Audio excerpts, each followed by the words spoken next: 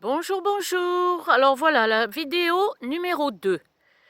Cette vidéo, je vais parler le jour où il a réussi à me taper,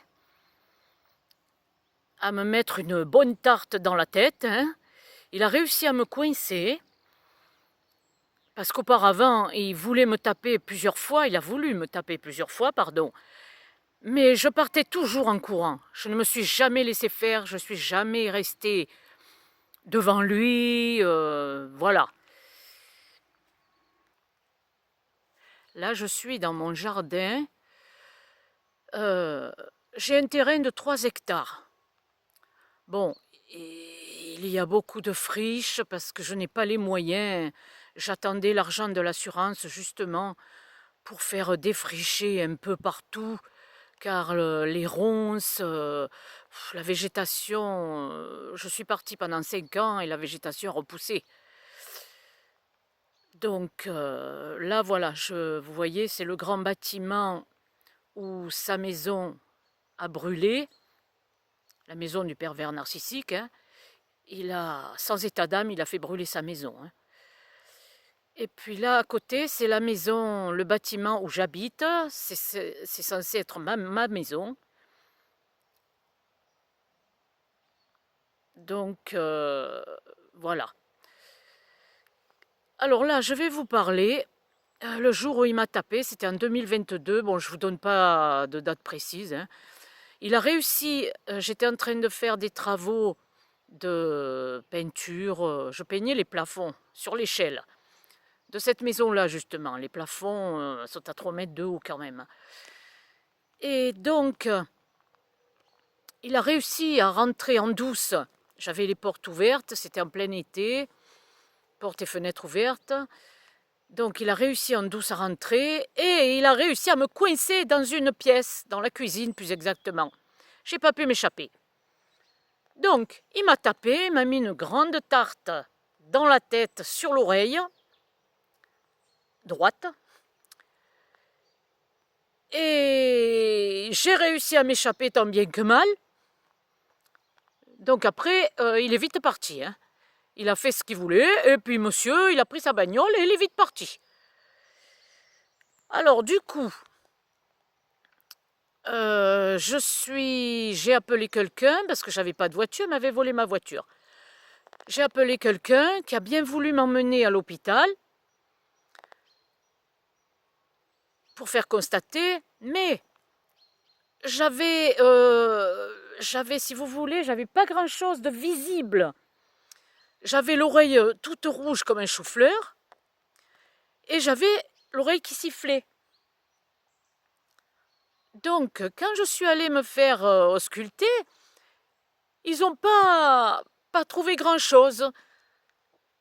Ils m'ont mis qu'un jour d'ITT, en fait. Voilà.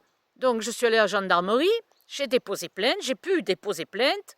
Avec un jour d'ITT, on peut déposer plainte. Ils m'ont pris les photos de l'oreille, mais quand j'y suis allée, j'ai passé la journée aux urgences. Le lendemain, quand j'y suis allée, l'oreille n'était plus rouge. Enfin, j'avais presque plus rien, quoi. Donc, ils ont pris ma plainte, voilà. Et 3 jours après, j'avais encore l'oreille qui sifflait.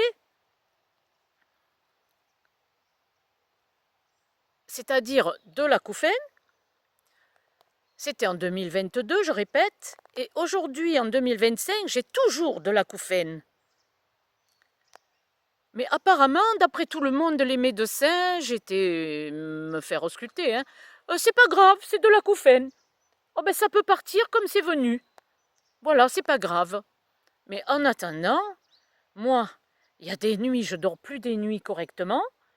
J'ai l'oreille qui siffle toute la nuit, toute la journée. Bon, la journée, ça passe puisqu'on est occupé, donc ça passe.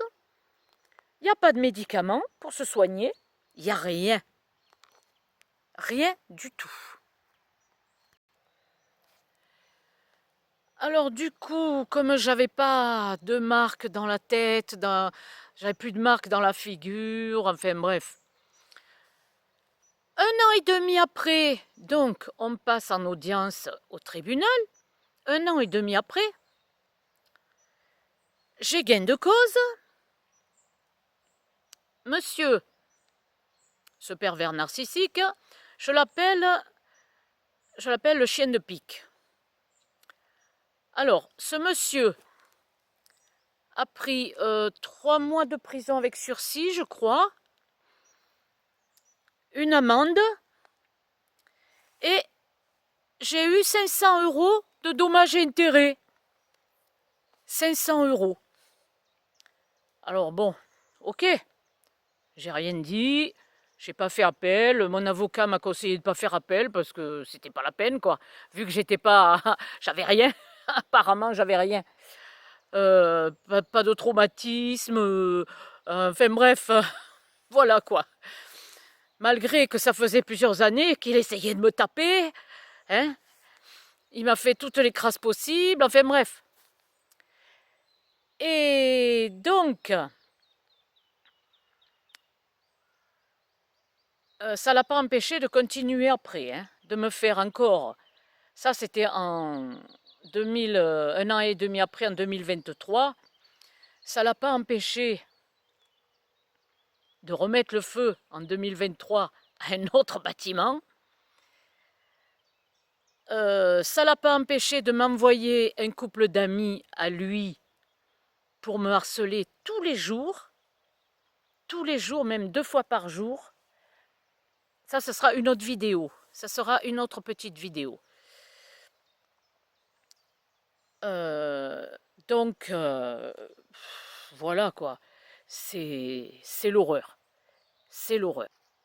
Là, je suis dans mon terrain en train de faire cette petite vidéo et j'ai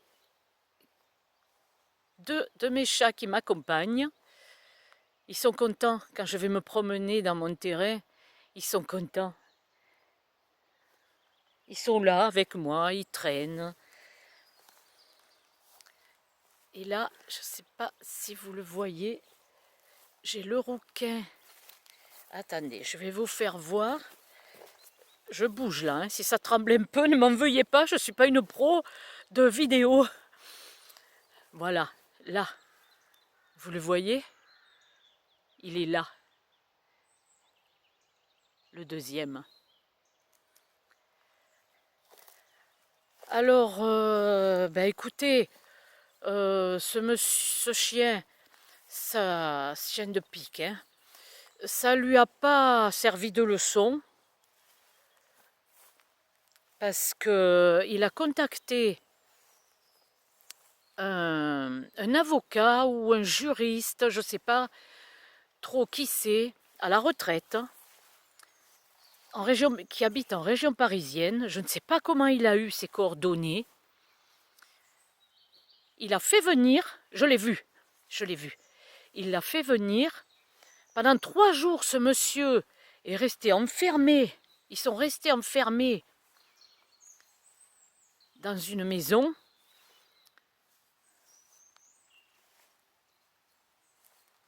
Et donc, dans sa maison avant qu'ils mettent le feu. Pardon. Et il est très bien conseillé. Il lui a conseillé, je ne sais pas. Écoutez, il est très bien conseillé puisque tout ce qu'il fait, c'est impuni, c'est pratiquement impuni. Il a rien.